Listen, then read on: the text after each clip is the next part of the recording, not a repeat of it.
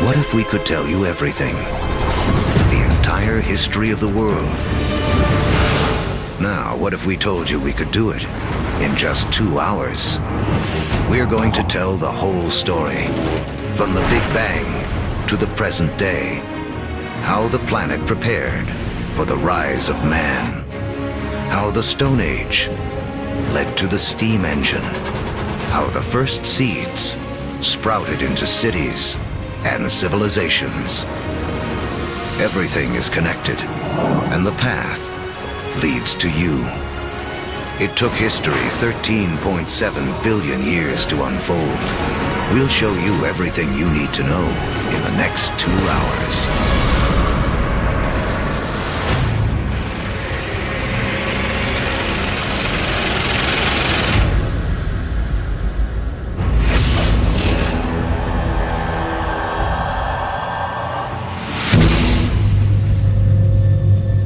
This is our infant universe. Everything that will ever exist, everything that will ever happen, all begins here, within this tiny bundle of energy, smaller than an atom. And right now, history as we know it is about to mysteriously begin. For reasons we may never know, our universe suddenly erupts.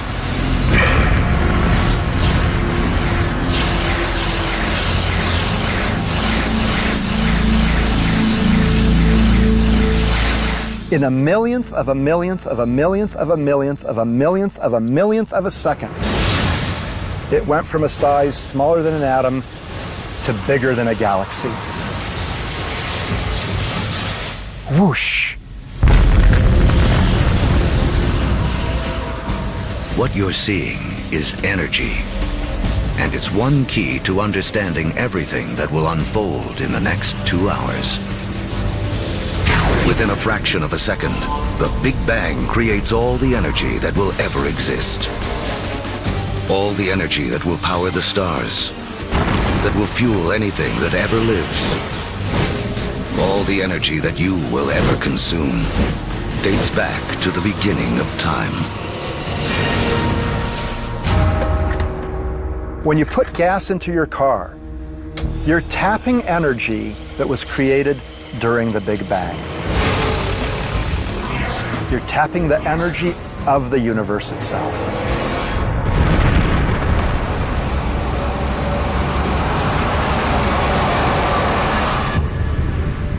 We're only a few minutes into our 2-hour journey, but already 380,000 years have passed. You are about to witness the birth of your original ancestors, the first atoms. This is hydrogen. The universe will use it to make everything in the world around us. Hydrogen is like a baseball team. You say, what player do I want to start my team with? Well, if I want to start a universe, I want to start it with hydrogen. Because from that, with a lot of heat and a lot of pressure, you can build more kinds of atoms. The first atoms blast through the early universe. And luckily for us, they don't spread out evenly. Because in those tiny pockets with more atoms, gravity, the great sculptor of the early universe, begins to work its magic.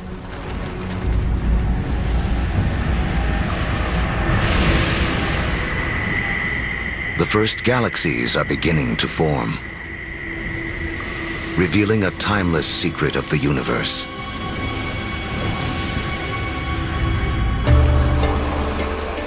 Throughout history, whenever more matter and energy can be drawn together in one place, more complex things can emerge.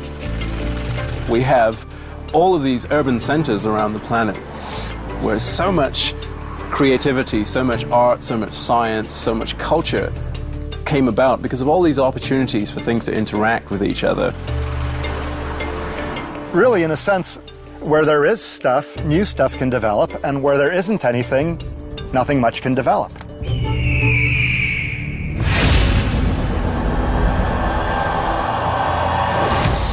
300 million years after the Big Bang. Inside of forming galaxies, gravity continues to squeeze together clouds of gas and dust, causing pressure and heat to violently rise.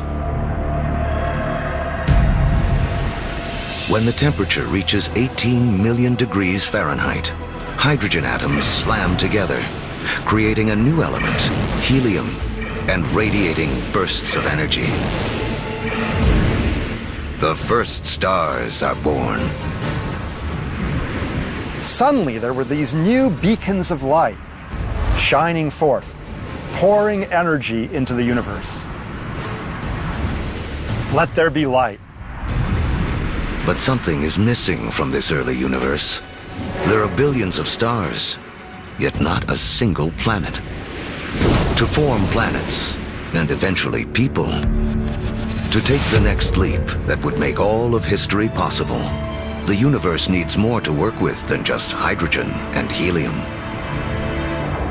The complicated elements, the heavier things that we build stuff out of, for example, iron or life built out of carbon and things like that, they're actually manufactured in stars. We may see stars like our own sun as sources of light, but there is something bigger happening deep inside. Stars are element factories.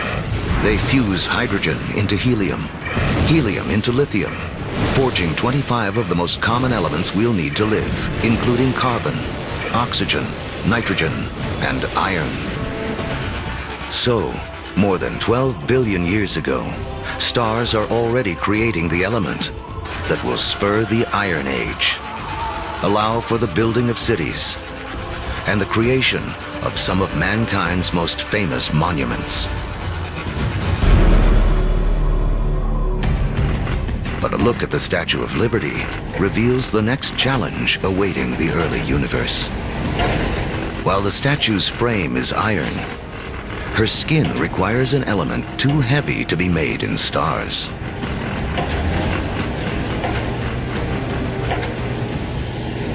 For Lady Liberty to have material for her skin, for there to be gold for wedding rings, or uranium for nuclear reactors, some elements had to be created another way. Stars don't have enough energy to do the job, but if the element factory isn't powerful enough, how about blowing up the factory? Just a few million years after the first stars formed, some of them exploded. Wham! These explosions, known as supernovas, are the biggest blasts in the universe since the Big Bang, providing the extra boost of energy needed to fuse heavier elements. In the fiery blast of their own destruction, stars create uranium, gold, all the rest of the elements that will fill our world, including copper. The periodic table of the elements is really sort of a library of matter in the universe. Those are your building blocks. Everything is coming out of that particular chemistry set.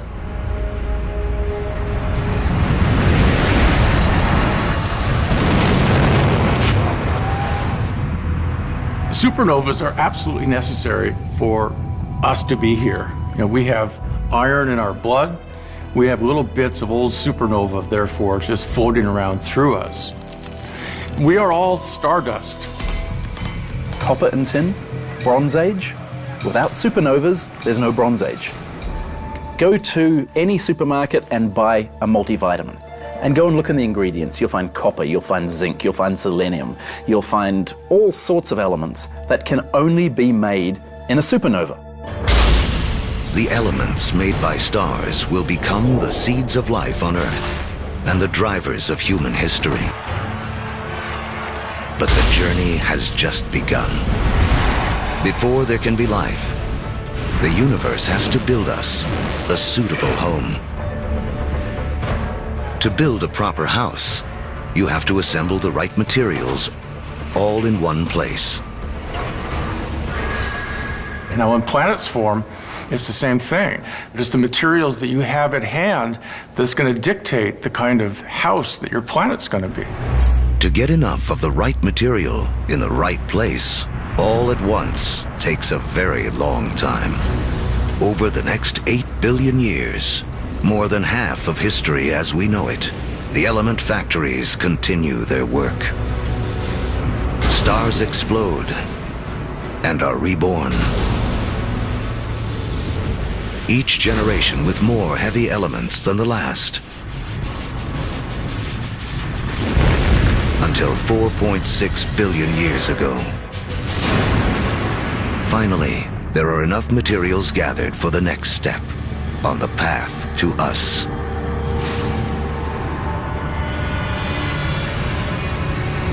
A new star is born. This is our sun. It's so massive that it's gathered up 99.9% of the gas and dust in the solar system. But there's still just enough left behind for gravity to build some other things. Like planets. The third one out from this star will be our home. By the time Earth emerges, just over 4.5 billion years ago, 2/3 of the history of the universe has already passed. The first sunrises sweep across a foreboding alien planet. A world spinning so rapidly that a day lasts only 6 hours. When you go back to the early Earth, right after the planet formed, you really have to think of the Earth as another planet.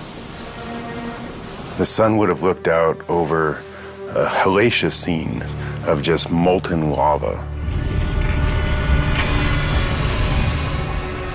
In places, you would see rafts of black volcanic rock. Within the liquefied rock, the elements are all in a jumble. Something has to bring order out of this chaos. And once again, that something is gravity. Lighter material drifts toward the surface and forms a solid crust, while heavier material sinks toward the center, forming a molten iron-nickel core. This churning liquid metal creates a magnetic field that reaches out into space. Like a force field, it will protect our future home from the sun's deadly charged particles. Soon, this magnetic field will allow for life to grow, and later guide the explorers who will connect two halves of the world. But for all this to unfold, the Earth will need a critical partner.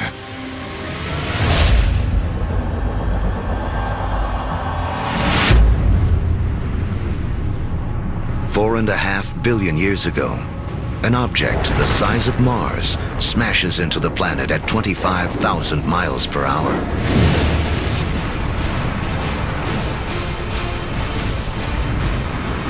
Earth swallows up much of the impactor.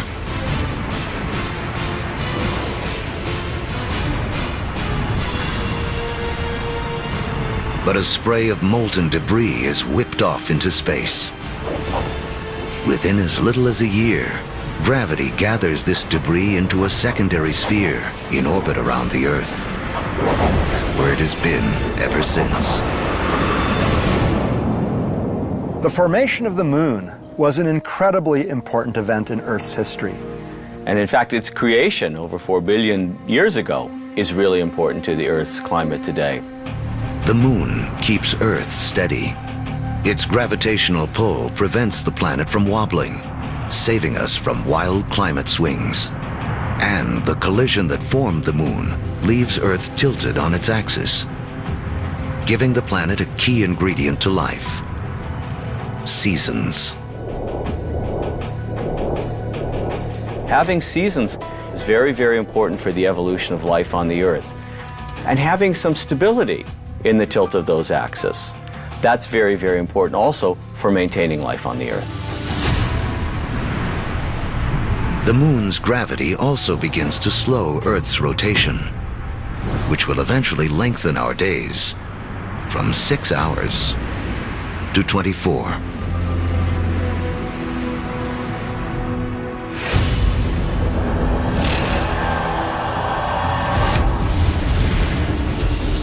3.4 billion years ago. It's too hot on Earth for liquid water to exist, but there's water vapor, steam in the atmosphere. The trick is how to get it out of the sky onto any world where you hope to have life. A little rain must fall.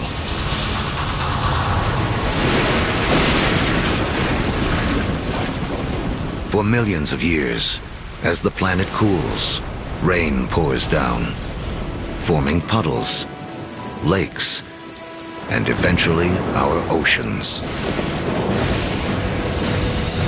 By 3.8 billion years ago, our planet has a moon and permanent oceans. But it hardly resembles the place we now call home.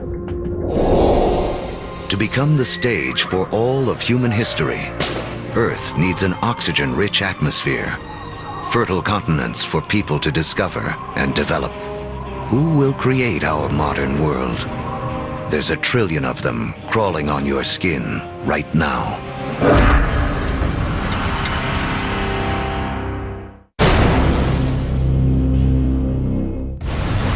We're telling the history of the world in 2 hours, from the Big Bang to the present day. And our modern world holds important clues to the story. In fact, structures like this hide a mysterious link to the first life on Earth.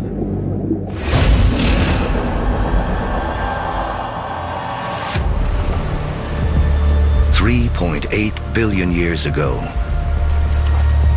beneath the surface of our primeval oceans, a revolution is taking place.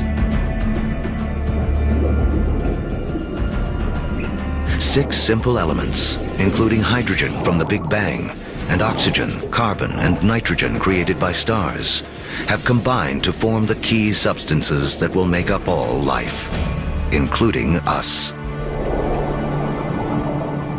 The most spectacular is DNA.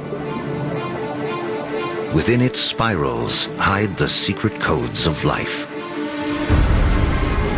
700,000 years after the planet first formed, life on Earth begins. We stand not on the shoulders of giants, but of tiny organisms, bacteria. We're very egocentric. We think that we animals run the world, but in fact, we are very late entrants. It was an empire of bacteria long before animals. Animals come along, and we like to think that we wiped out that empire. Well, we would be dead if we wiped out that empire. I have within me an entire zoo of bacteria. In fact, each one of us has more bacteria living in our bodies than there are people on the planet. For billions of years, microbes like these will have Earth to themselves. Like our infant universe, the first life is small, simple, and full of possibilities. The secret of how it explodes into all the incredible forms we see today, including us, goes back to the beginning of time. As we've seen, all the energy that will ever exist was created in the Big Bang. All creatures need to grab their share of this energy to survive. The more we harness, the more efficiently we use it, the more complex we can become. And almost all of our share of the Big Bang's energy is beamed to us by the sun. 2.5 billion years ago, some very special bacteria figure out how to consume the sun's energy to live. In doing this, they also create the most important waste product in the history of the world: oxygen. Soon, oxygen will remake our world. But first, it has another important job to do. Earth's ancient seas are full of iron particles, and everyone knows what happens when oxygen meets iron. Here I'm a little bacterium, I've produced this oxygen molecule, and here's a big piece of iron clump, I rust it. This rusted iron collects on the seafloor. Billions of years later, these huge deposits will be raised up to become major sources of the world's iron and steel. It was these iron deposits that later on drove the Industrial Revolution. In this way, the Brooklyn Bridge and the other early landmarks of the Industrial Age are a direct link to some of the first life forms on Earth. Once there's no more iron left in the sea to rust, these ancient bacteria have a mission to complete. They create so much oxygen that it fills the oceans and escapes into the atmosphere. And from then on, we have a very different planet from all the other planets in the solar system. Now, life takes a giant leap. For the first time, some bacteria learn to live on oxygen. Every human breath is a ritual, 2.5 billion years old. Life tends to stick with what works, even over the course of billions of years. Oxygen is a game changer. By taming its power, life has found a better way to energize itself, 20 times more efficient than anything used on Earth before. What life does with all this new energy will be the story that leads to us.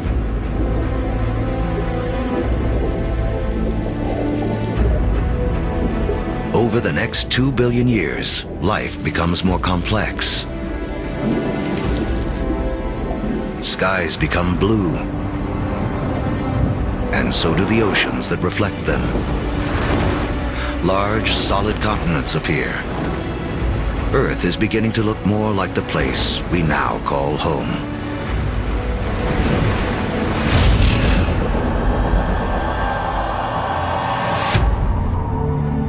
$550 million years ago, as the planet celebrates its 4 billionth birthday, oxygen levels in the atmosphere have risen from next to nothing to as much as 13%. Take a deep breath, because life on Earth is about to go wild.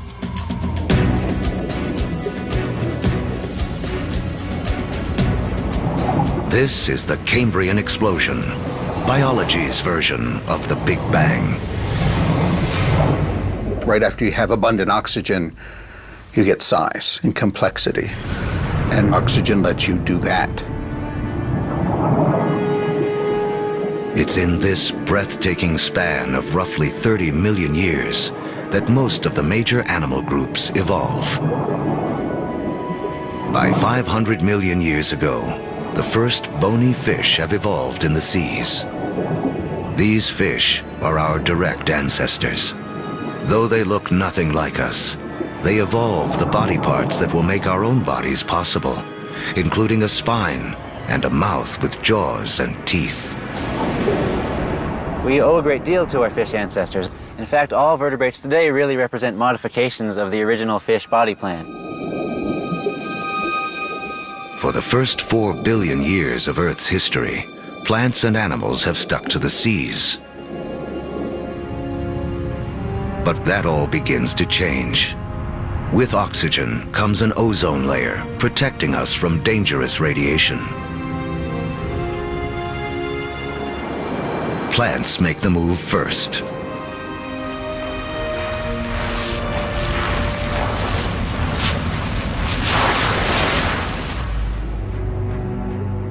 Around 400 million years ago, animals are ready to take the leap. Among the first ashore are the amphibians, whose descendants will include us.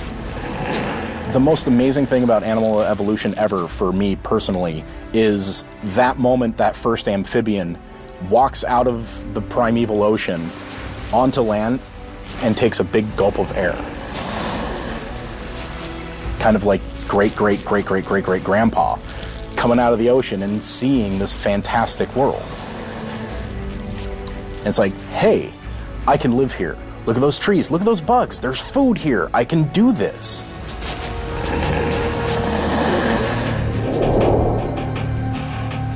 Eventually, humans will conquer every imaginable terrain.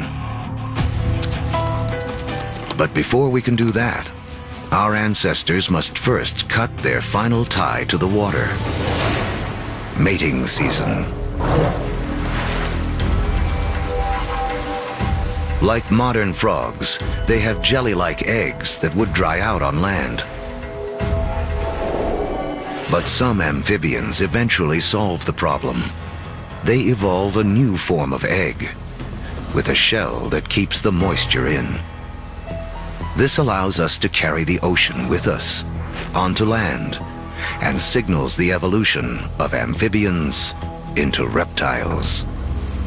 You could be 300, 400, 500, 1,000 miles away from water and still have the water in that egg in order to birth. That is the key. It cuts that final tie to the ocean. That way we could colonize the rest of the land.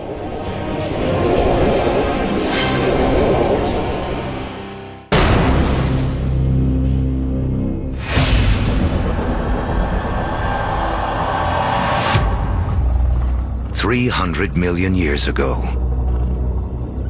life flourishes in massive tropical swamps where planet Earth is cooking up a surprise. As plants die here, they are buried, compacted, and cooked. Energy created in the Big Bang and radiated by the sun to plants on Earth is now locked away underground as coal, a gift to be opened by human beings millions of years in the future.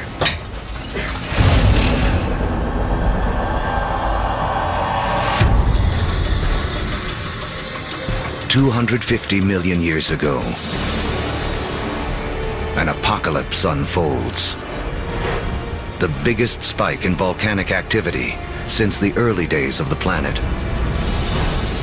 The atmosphere is choked with carbon dioxide, and the diversity of animal life spawned in the Cambrian explosion is stopped dead in its tracks.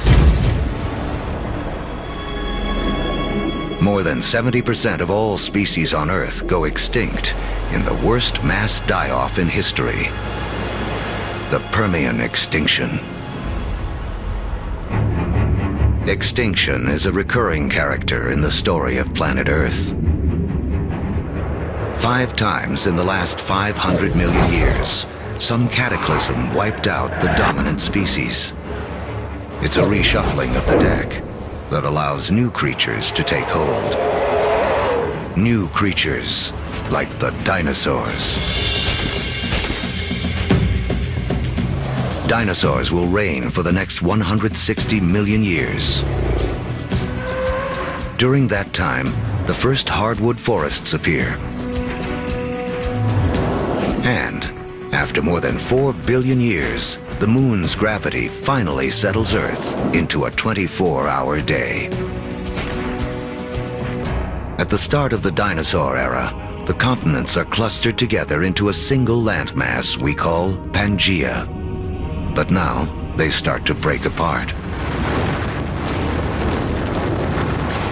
Africa separates from South America. The vast Atlantic Ocean opens up, creating what will become one of the defining barriers of human history, the gulf between the old and new worlds. The undisputed stars of the dinosaur era are animals like Triceratops and T-Rex, but there are some important creatures scurrying around their feet. If we were to trace our lineage back far enough, we would come to really small shrew-like mammals surrounded by these titans of reptile life. During that time, mammals, we were living on the fringes. We were maybe stealing dinosaur eggs, maybe just eking out an existence. So the dinosaurs kind of held us back. The biggest headline of the history of dinosaurs, which is 160 million years, is that we lost. Mammals lost. We couldn't get much bigger than a small cat. For 160 million years, all the medium-sized, medium-big, big, gigantic, and stupendous animals were dinosaurs. For that whole time. They beat us fair and square. But the deck is about to be reshuffled.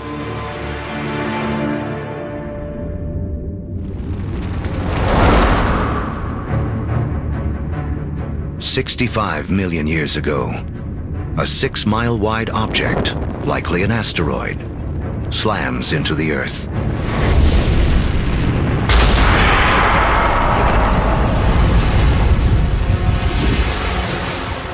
A dust cloud blocks out the sun. Temperatures plummet. Every creature on land weighing over 50 pounds goes extinct. The reign of the dinosaurs is over. The greatest gift that the dinosaurs ever gave us was dying.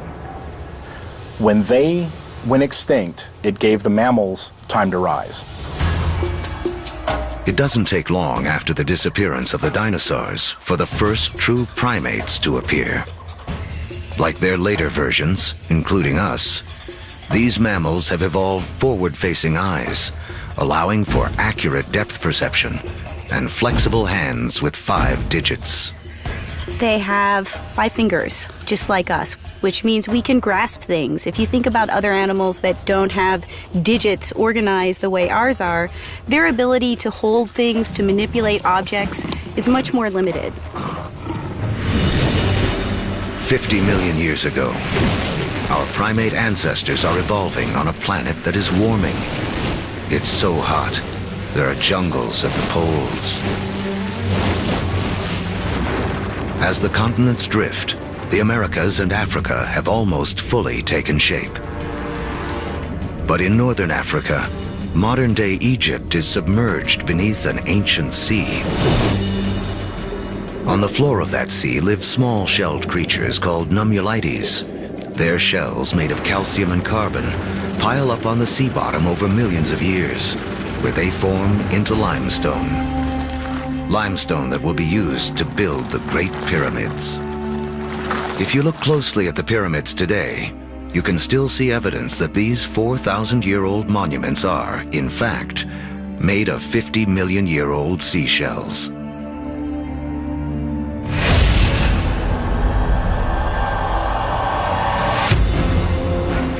By 10 million years ago, Earth is morphing into a world most of us would recognize. The Colorado River is carving out the Grand Canyon.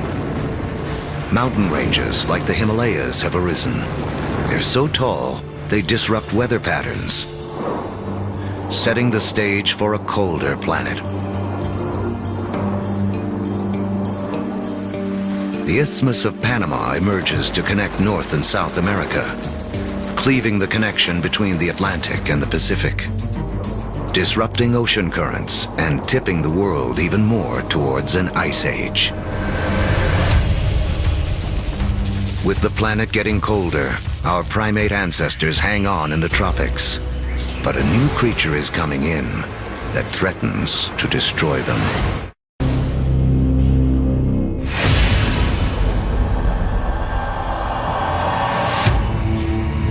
"7 million years ago, our primate ancestors lived safely in the trees. But their neighborhood is about to be invaded. This newcomer will have as profound an effect on human history as any other living thing on Earth. It seems almost impossible to believe, but one of the most important things that will lead to the emergence of us is the emergence of grass. The grasslands appear almost simultaneously around the world. We get the African savannas. We get the Eurasian steppelands. We get the North American prairies. We get the great grasslands of Argentina, appearing simultaneously around the world. In eastern Africa, grasslands invade the traditional woodland habitat of our ape ancestors. With fewer trees and greater gaps between them, our ancestors have to adapt. Apes, we notice that there's more and more apes in the same tree and less food, increasing incentives for apes to go from one patch of food to a different one separated by grasslands. Now, one way to do it is to run like hell. The other way to do it is to extend one's food sources into the grasslands and seek out the foods that are available there. And so, some apes make the move down into this stark new habitat. It's a landscape better suited to primates that can walk on two legs, keeping their heads up above the tall grasses to watch for predators. Standing on 2 feet is a revolutionary advance because it frees up our hands. Hands we will need to shape human history.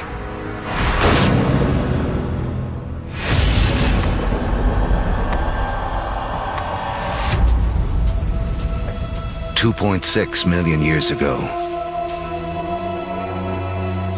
early proto-humans, or hominids, walk an Earth whose rocks are loaded with the element silicon. Created in the cores of stars billions of years before, silicon is the second most abundant element in Earth's crust. One of its chemical quirks is the ability to bond with oxygen to form crystals that combine into solid rocks. Rocks that can be chipped and shaped without shattering. Hominids started doing this 2.6 million years ago, breaking cryptocrystalline silicates to make sharp edges, and people use them for millions, literally 2.6 million years. Simply having a modified stone with a sharp edge on it, now suddenly you have a hammer. You have a crude cutting edge. A simple modified stone means a human can suddenly do 1,000 more things than we could do previously.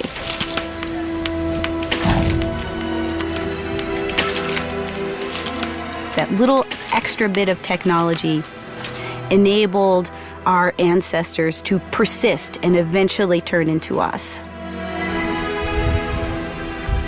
Silicon launches the first technological revolution, the Stone Age. Millions of years after it powers our first handheld devices, another chemical quirk of silicon will make it the height of technology once again. The next leap towards becoming truly human relies on a little-known secret of our home planet.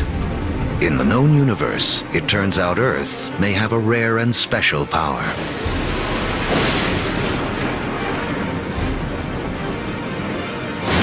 Of all the planets and moons in the solar system, we think that Earth is unique in the ability to sustain fire.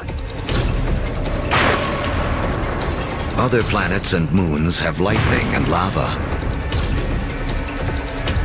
But only on Earth do we have the two critical things we need for fire to burn.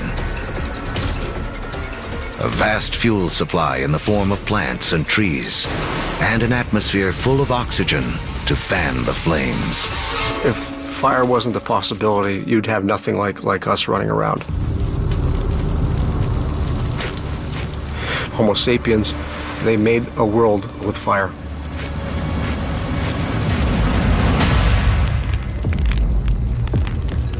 Our ancestors have fire firmly under control by 800,000 years ago.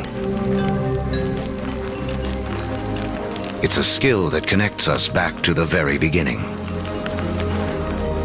Remember that all energy was created in the Big Bang, and all life is in a competition for our share of this energy.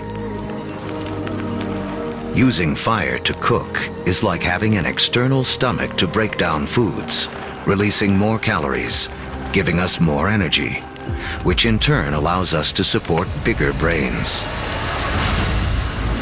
Fire is also the ultimate gateway technology. We will soon use it to turn clay into pottery, metal into weapons, water into steam power.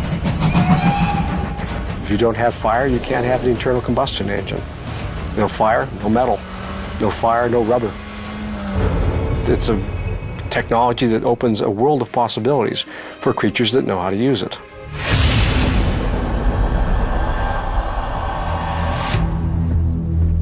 "200,000 years ago, the modern human has fully taken shape. The larynx, or voice box, which is high up in the throat in our ancestors, descends. More complex sounds are now possible. We begin to speak. For the first time, information can be shared between individuals and across generations. Humans have gained a critical advantage over every other creature on Earth. You can tell my grandfather said that when the elephants didn't show up, we go off and hunted zebras. You know, my aunt told me that her cousin found this water hole on the other side of that river. And we can all benefit and we can all understand what they mean when they're describing what they found out on that landscape. Language changes humans from being like standalone computers to being networked computers, where you can share information. You know, one doesn't need to depend on one's own personal experience. One can borrow the personal experience of anyone with whom one can communicate. That's a powerful advantage. No other creature has that. As a species, humans become exponentially smarter. The global game board has been set, and we are now ready to play. 100,000 years ago, man can move. We have agile hands and primitive tools. We can communicate and control fire. We are finally ready to expand out of our African home on a path millions of years in the making.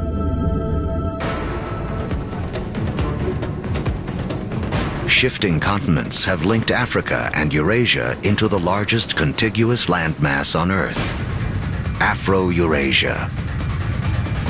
33 million square miles, more than twice the surface area of our entire moon. For early humans, this means more than half the land on Earth can be reached on foot. Human dispersal was a crucial game changer. We are one of the few primates that live on more than one continent simultaneously. So what that means is that we're better insulated from the kinds of things that cause big mammals to become extinct than other primates are. It's extinction insurance. Dispersal is extinction insurance. But just as the world begins to open itself up to man, the planet turns on us. An ice age begins. Now the planet will test us like never before. By 50,000 years ago, glaciers begin to advance down from the North Pole.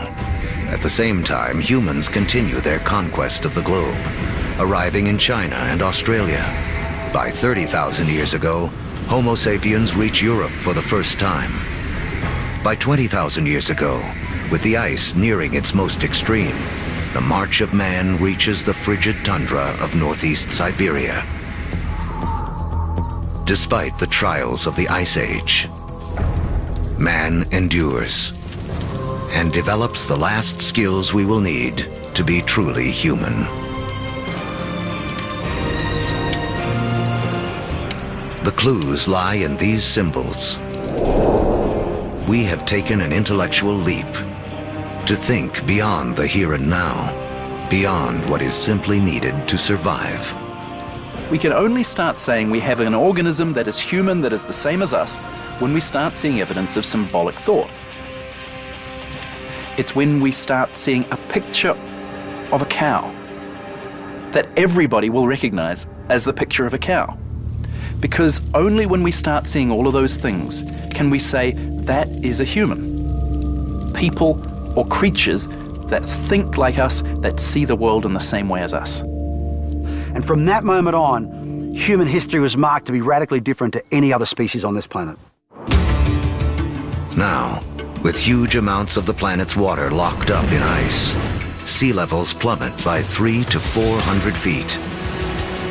The last great barrier to the spread of man is erased. We come across the Bering Land Bridge from Siberia to North America. We are telling the history of the world in 2 hours, and in just 1 hour, more than 13 billion years have already passed. These years of preparation have allowed man to finally emerge and spread out across the planet. And human history as we know it can truly begin.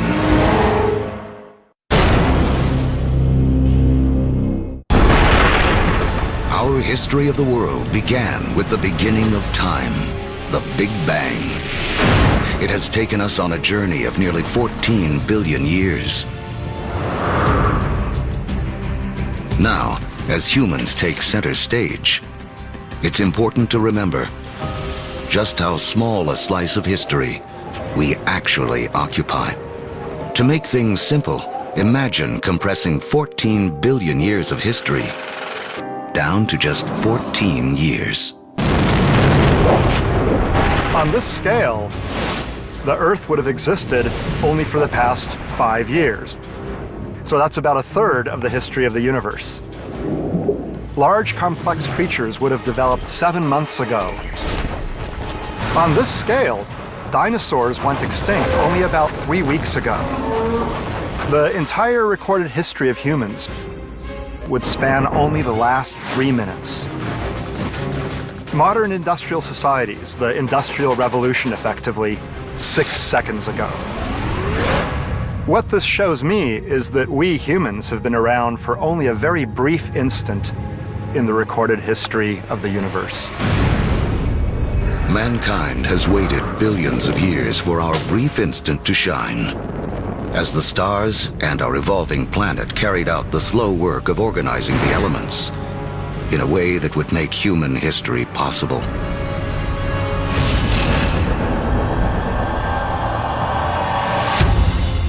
It's 10,000 BC, less than 100,000 years after expanding out of Africa.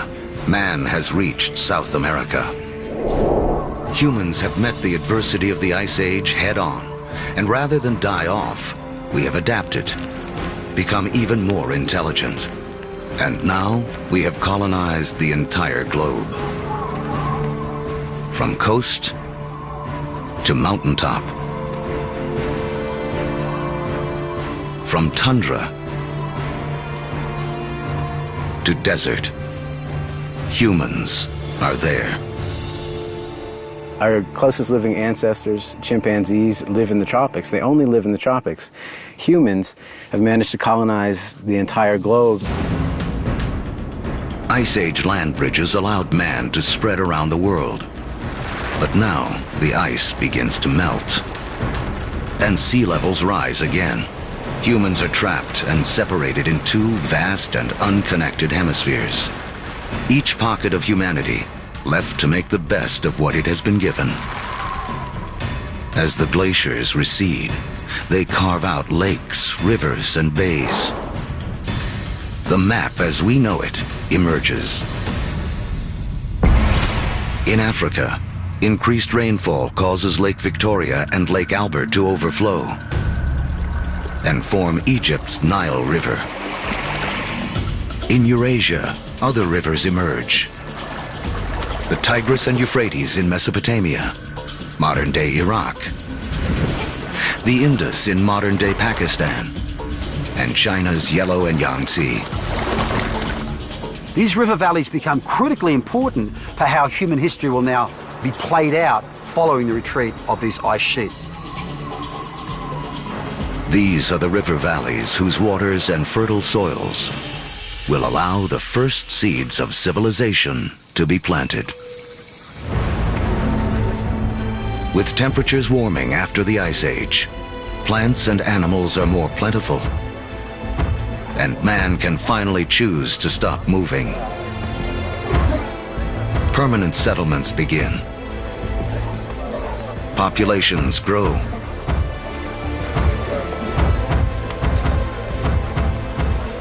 With more mouths to feed, our ancestors have to get clever. They had to find a way to increase the amount of food they could get from the surroundings. Now, one discovery forever changes the planet and the path of mankind.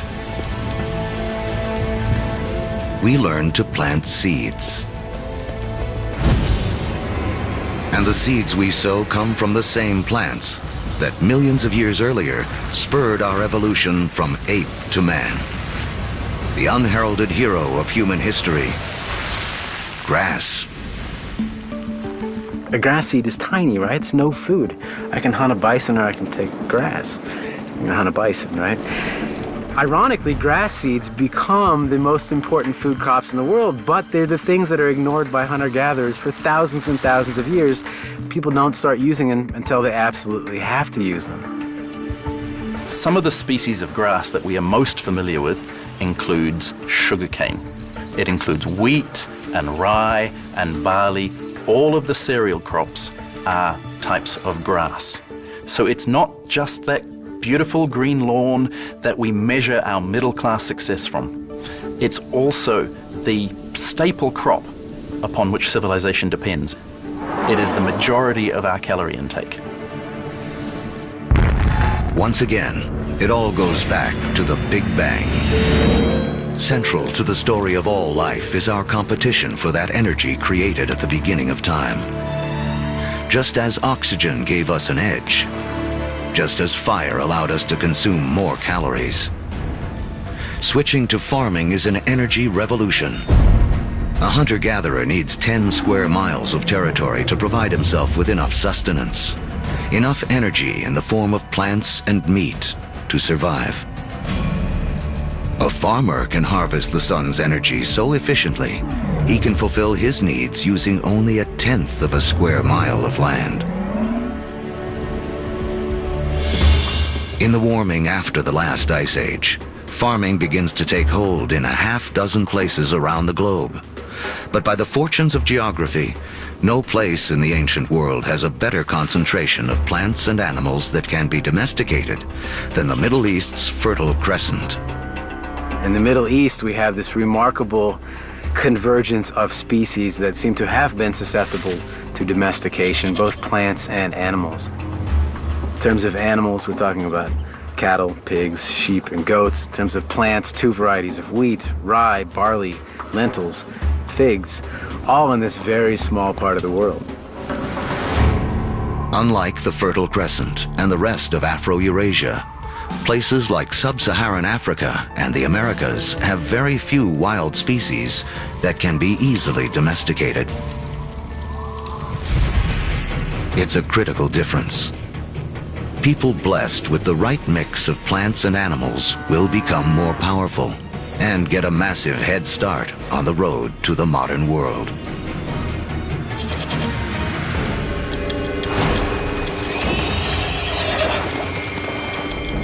One animal that gives any human who can tame it an almost unbeatable edge is the horse. It's a little-known fact that although horses first evolved in the Americas, they died out there along with many other large mammals around 10,000 BC. There were at least 3 species of Ice Age horses in North America, maybe more. Some as small as ponies, some as big as Clydesdales. And they had evolved in North America for 40 million years. They're part of the whole history, and then they're gone.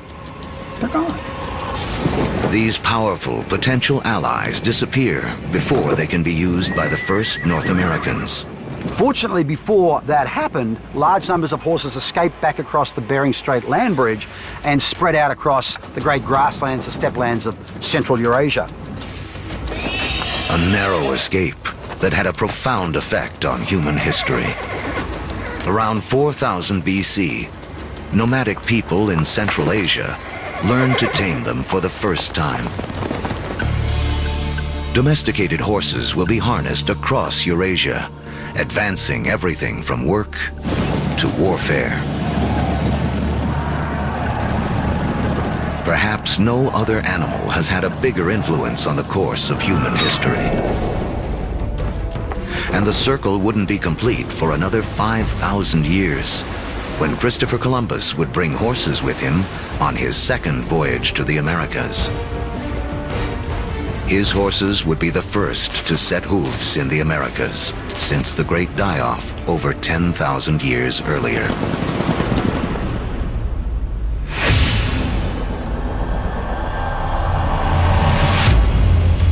6,000 years ago, domestication of animals and plants sets the stage for the next phase of human history. Like clouds of interstellar dust gathering in material to form stars, a type of gravity is at work as places like Sumeria, located in part of the Fertile Crescent known as Mesopotamia, draw in people, support large populations, and spin up into centers of power and innovation. By 3000 BC, some of these Sumerian settlements can truly be called our first cities. One of them, Uruk, has around 50,000 people living in less than 1 square mile. A population density that rivals modern-day New York City. Humans have become so efficient at deriving energy from domesticated food that this land area, which would have supported only a single hunter-gatherer, now can support thousands. But a change in diet also triggers a new dependence. Once you move to agriculture, you are depending for 80–90% of your calories on perhaps 1 or 2 species. In the case of the Middle East, wheat and barley. In the case of wheat and barley, they both ripen at about the same time. Humans have to gather the seeds at the same time. So now we have our food for the year that has arrived in one hit. It's like getting your salary paid once a year.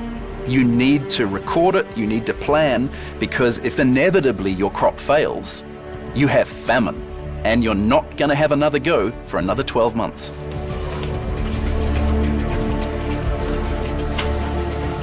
In these first cities, crops are king.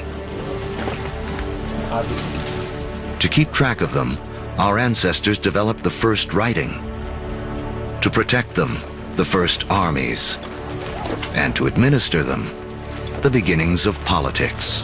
When you have hundreds or thousands of people who are living together, there's simply too many people to sort of run around and create a census. It creates a need for government. It creates a need for some form of social and political hierarchy.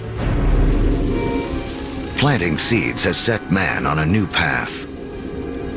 Settlements have grown into cities. But to take the next epic step from city to civilization, we'll need the help of a very surprising creature.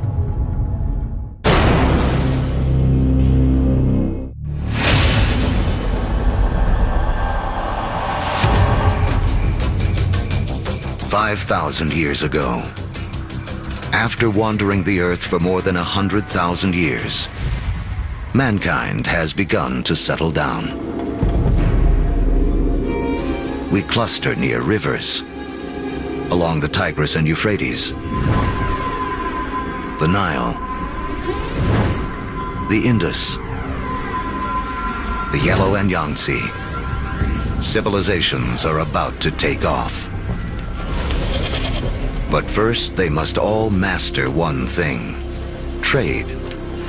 The more they exchange goods and learn from other lands, the faster they grow. It seems that long-distance trade and communication is a necessary precursor to allow urban civilization as we know it. And surprisingly, the first civilizations arise on the back of a creature with a lowly reputation in the modern world: the donkey. The donkey caravan is the interstate highway and high-speed internet of its day. Their routes will lay the groundwork for the modern world. Moving not only goods like timber and bronze, but ideas and stories. The civilizations they connect will be some of the first described in the Bible. The caravan routes converge at the Persian Gulf, where they link up with ships that carry goods to India. It essentially brought these civilizations together into great cultural and material exchange, and really was the beginning of the trend towards globalization. It is a key to understanding how our world works to this day. Just like the first civilizations, we trade and form networks. These networks form hubs. And throughout history, being at that hub has meant one thing. The amount of ideas, the amount of cargo that passes through a region seems to have a direct correlation to how powerful and important they are. By 2000 BC, humans have gone from humble huts to massive monuments. In Africa, great pyramids arise on the banks of the Nile. The first stages of Stonehenge rise up in ancient Britain. And back in Samaria, artificial temple mounds called ziggurats climb ever higher toward the heavens. To cement these massive structures together, the builders of Samaria turned to a substance that oozes from seepages along the Euphrates River. It's called bitumen. Used as asphalt in the modern world, it is the first petroleum product to be exploited by mankind. While bitumen is highly prized, the lighter, thinner substance oozing from the ground along with it is considered a nuisance by the ancients because it catches fire so easily. The ancients call it naphtha. We call it gasoline. And it's one of the first indications of the vast oil fields that will one day turn the cradle of civilization into a center of wealth and warfare. The legacy of these first civilizations can be seen in surprising ways.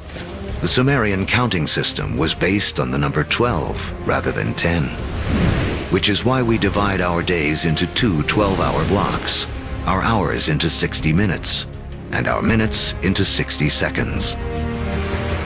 The Sumerians also likely invented the wheel, which eventually leads to another innovation that will change the course of man: the chariot.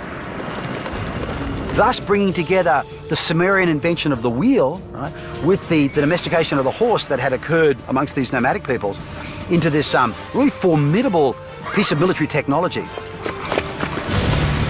Around 1200 BC, a chariot-driven clash of civilizations cuts off trade routes for copper and tin, the metals we need to make bronze tools and weapons. But luckily, the stars have made us an alternative: iron.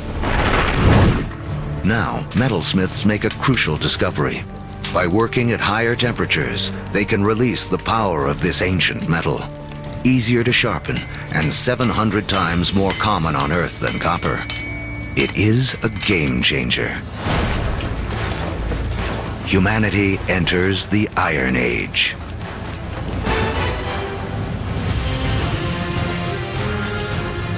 As we reach the first millennium BC, history has taken us on a wild ride.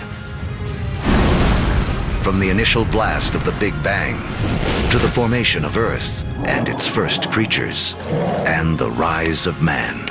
We've seen the Ice Age create bridges to spread mankind around the world, then strand us on different continents, leaving us to survive on what we have at hand. So by 1000 BC, the world remains a divided place. The trade network that connects much of Eurasia and North Africa doesn't yet penetrate the planet's driest deserts or cross the vastest oceans. Cut off by geography are people in places like sub-Saharan Africa and the Americas. With few easy-to-domesticate plants and animals of their own, they remain tied to more ancient ways of life.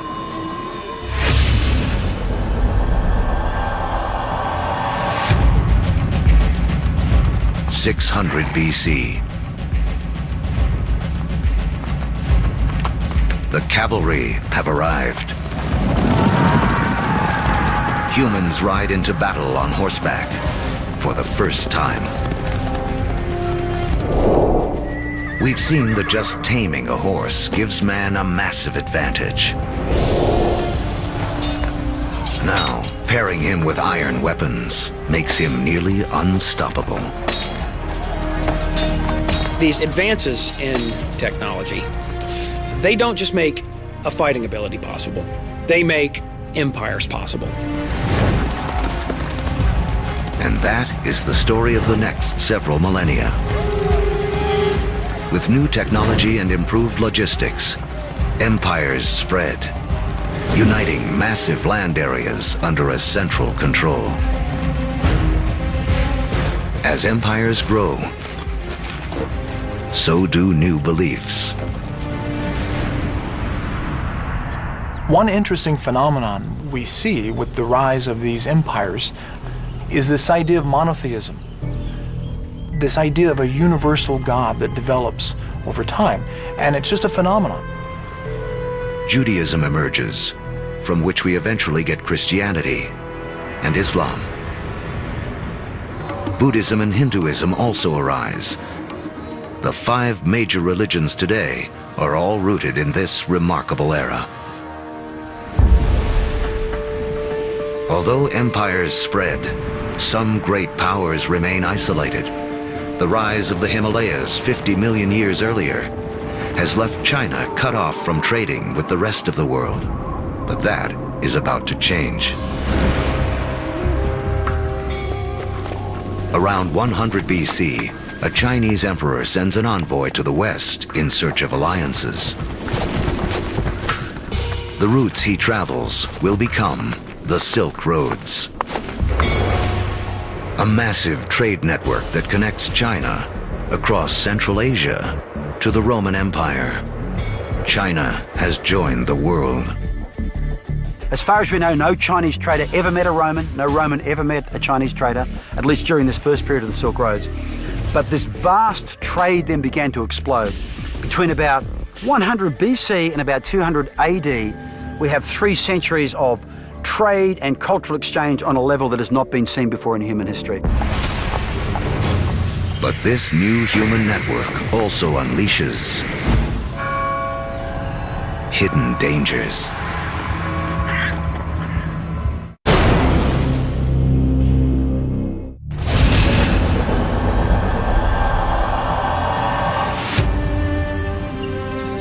By the beginning of the Common Era, great empires have risen and a massive trading network connects most of Europe and Asia.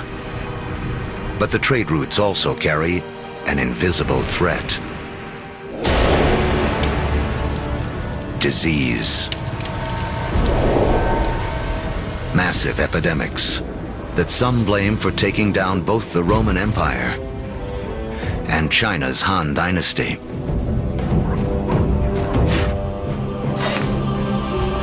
But these networks also lead to the spread of religion. In 312 AD, the Roman Emperor Constantine converts to Christianity, paving the way for it to become the dominant religion of Europe and the West.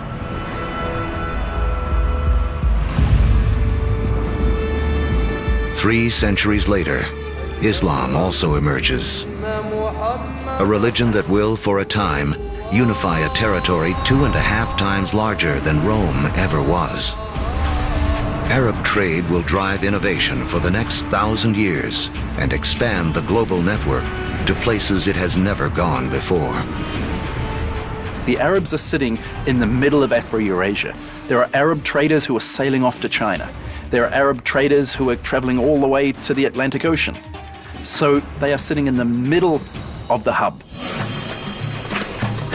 One secret to Arab trade: the camel. A creature whose ancestor, like the horse, escaped across the Bering Land Bridge out of North America. A caravan of 6 camels can lug as much as 2 tons of cargo as far as 60 miles a day, twice the load of a donkey caravan in half the time.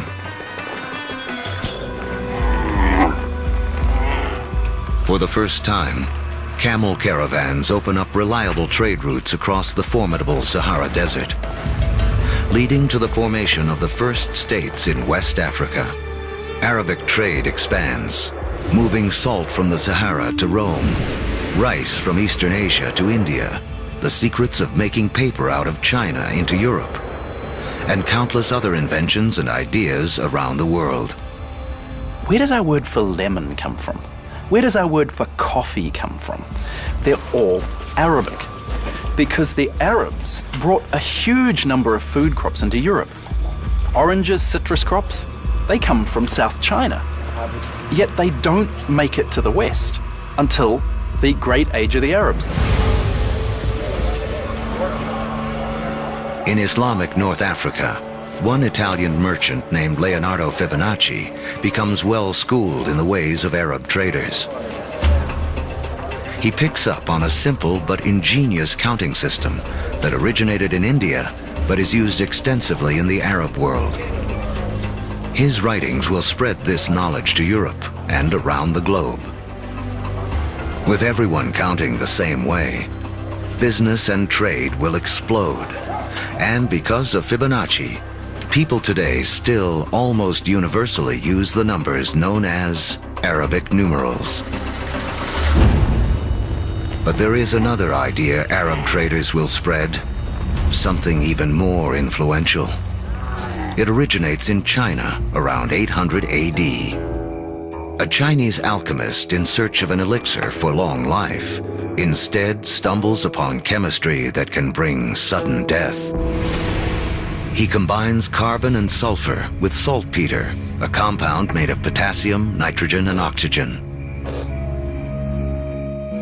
Forged in the stars, these elements now come together to make gunpowder.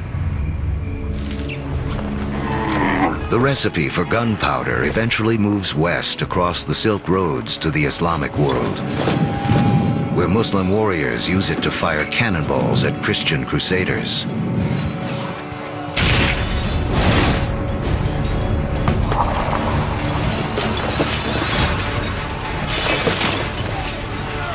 Europeans pick up on the idea, embracing and perfecting gunpowder weapons.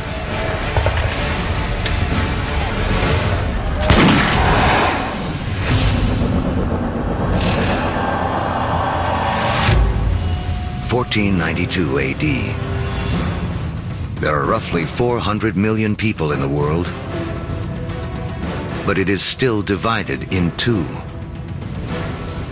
In the Americas, the civilizations of the Aztecs, Mayans, and Incas have all arisen. While halfway around the world, in the aftermath of the fall of Rome, Europe has cracked like an egg into individual states. For Italian-born Christopher Columbus, this means he can appeal for funding from a succession of European rulers.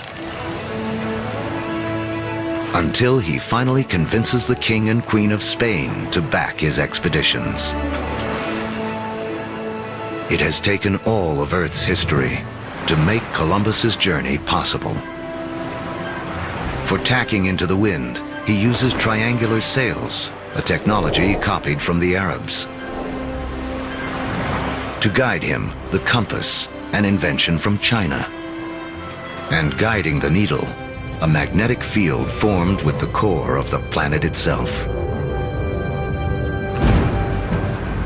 Although Columbus is looking for a new way to sail to India, what he does instead is finally and forever connect the two halves of the world.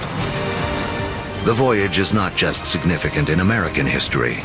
As you'll see, it's a pivotal event in all of human history. Nothing will ever be the same.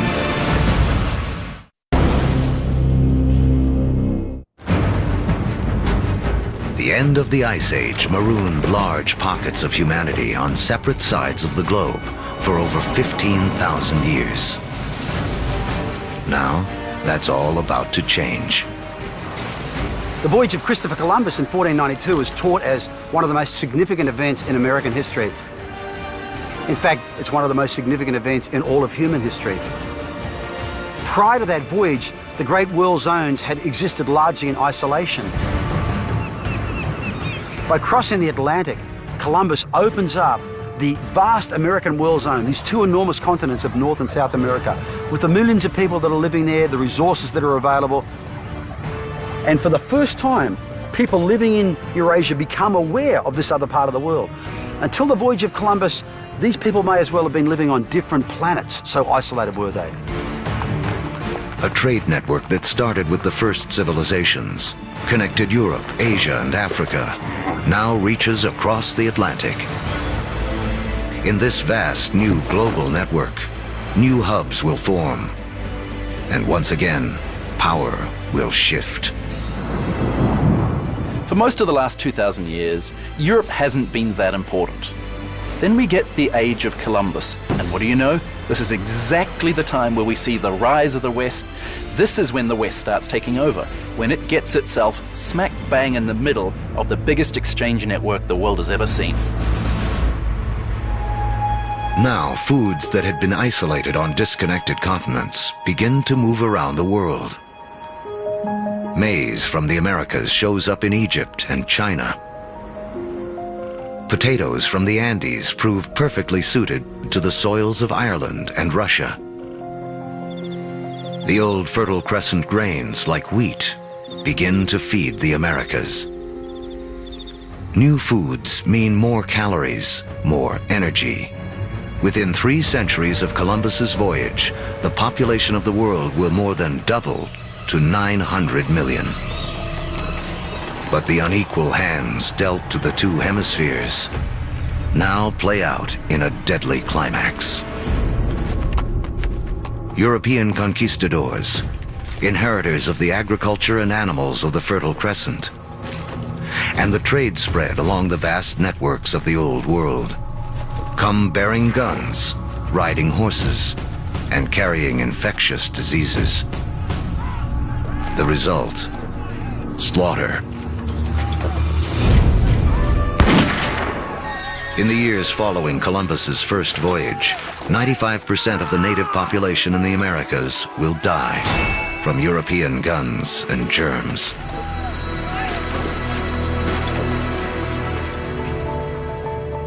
Once the hemispheres are connected, nothing can ever be the same. Take the incredible story of sugar.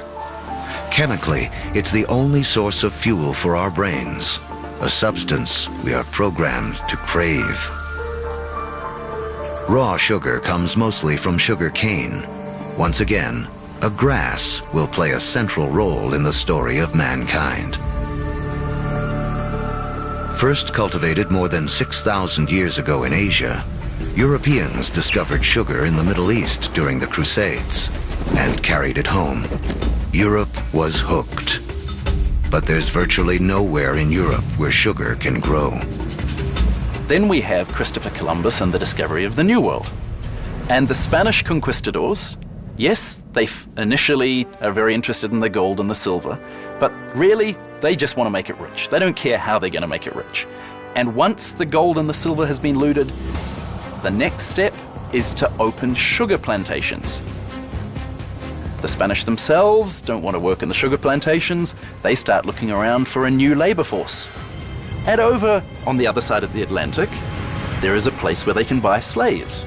And if we look at the history of slavery, the #1 destination of slaves from Africa are sugar plantations. So the history of sugar shapes the development of history through the Middle East, through the Crusades, through the conquest of Mesoamerica, and even the history of slavery from Africa to the Americas.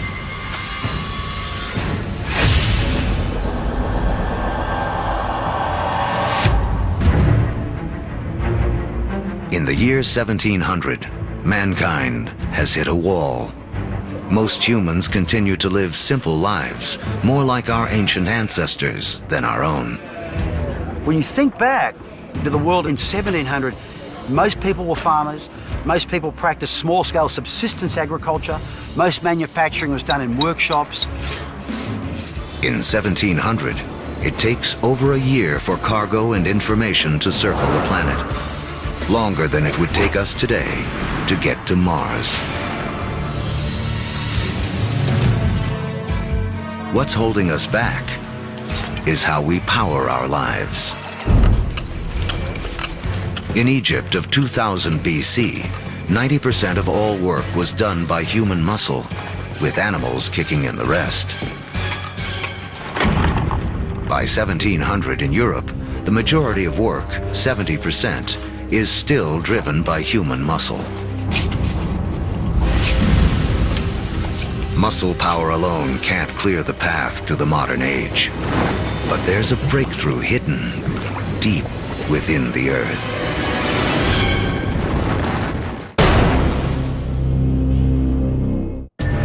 As our history of the world in 2 hours races towards a close, mankind has hit a wall. Human progress is stalled by the limits of our muscle. To break through, we'll need a new way to power our lives and the entire history of the world. Remember that billions of years ago, iron from exploding stars was gathered up into planet Earth during its formation. Thousands of years ago, man started using this iron for tools and weapons. To keep our forges burning, we began cutting down our forests. Now, 300 years ago in Britain, iron is in high demand, and the trees are running out. The British need a new source of fuel, and thanks to the decayed remains of ancient ferns, they have one. Coal. But coal itself won't power mankind into the modern world. There's one more fateful twist in the story. As the quest for coal takes miners ever deeper into the ground, water begins flooding the tunnels. To pump out the water, a new invention is needed. In 1712, Thomas Newcomen produces a pump powered by burning coal and driven by steam. Newcomen's machine is the first practical steam engine. It is this combination, energy and engine, fuel and machine, that will free man from the limits of his own muscle and change the world. The Industrial Revolution begins. Along with political revolutions in America and later France, this technological revolution forever transforms the landscape of the world. And before long, the Atlantic world has become the new economic, therefore cultural, therefore political, therefore military leader, and will utterly dominate global geopolitics from that moment to this. Trains thunder across the countryside.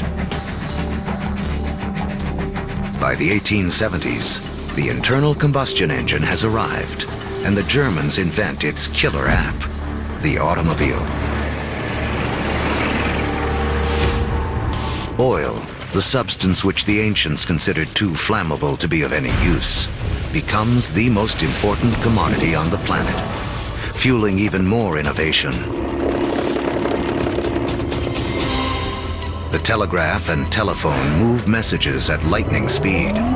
With electricity, mankind reclaims the night from darkness. The hub of power has shifted. In 1800, Europeans and their descendants controlled 35% of the land on Earth. By 1900, they control 85%. By the 20th century, fossil fuels and the internal combustion engine have amplified everything, including warfare. That technology meant that military power and military conquest was something that could be international in a way that it had never been before. In the 20th century, almost 3 times as many people are killed as a result of war as in the previous 2,000 years of human history combined. The application of the industrial skills, the industrial technologies of the 18th century reached their culmination, I think, with these extraordinary events. And it's all being driven again by the micro-fossilized bodies of organic entities that disappeared into ancient swamps millions and millions of years ago. The Industrial Revolution also allows the human population to explode. It has taken 200,000 years of human history, from the dawn of man to the year 1900, for the population to reach 1.6 billion. Now, within the 100 years of the 20th century, it nearly quadruples to more than 6 billion. The 20th century is the most extraordinary moment in human history. Never before have we seen change on such a scale.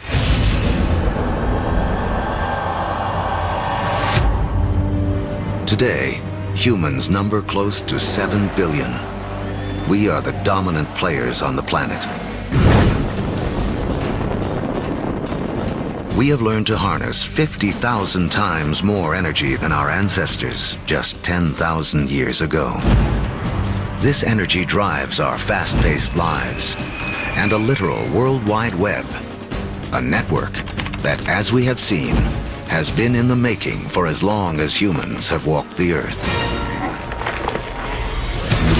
Our 2-hour story is coming to an end. A story that really began 14 billion years ago, with a tiny universe where everything was all in one place. Then the Big Bang. All the energy that has ever existed, created in an instant. Gravity sculpted our universe. For billions of years, stars and supernovas created all the elements we would eventually need. Then an extreme Earth took shape and settled into just the right conditions to support life. As the planet evolved, life competed for energy and grew more and more complex.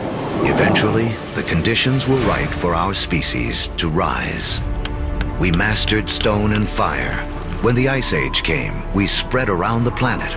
And when the ice melted, we were stranded on different continents. We learned to bend plants and animals to our will. We built cities, then civilizations. We created a vast network that linked empires, joined continents, then crossed oceans. Just when it seemed we had reached our human limit, we found the energy and technology to carry us into the future. On Earth, the seeds of the past have bloomed into a present filled with energy and creativity. The stories of billions of lives have played out against the backdrop of a universe almost too vast to comprehend. In everything that we do, in all that we are, we remain living monuments to the past as we continue to make history every day.